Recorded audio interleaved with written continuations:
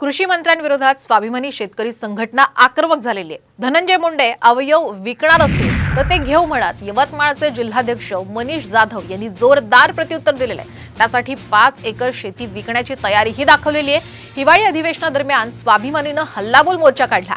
त्यानंतर शिष्टमंडळाशी चर्चा करताना शेतकऱ्यांची समस्या ऐकण्याऐवजी मुंडेंनी तुमच्याप्रमाणे आमच्यावरही अवयव विकण्याची वेळ आल्याचं सांगितलं। शेतकऱ्यांना दिलेल्या याच वागणुकीमुळेच आता स्वाभिमानीने मुंडेंना हे आव्हान दिलंय।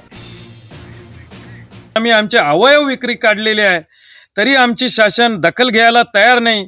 यावर कृषी मंत्र्यांनी असं उत्तर दिलं की आम्ही अवयव विक्रीला काढलेले आहे, कोणी घेत असेल तर पहा।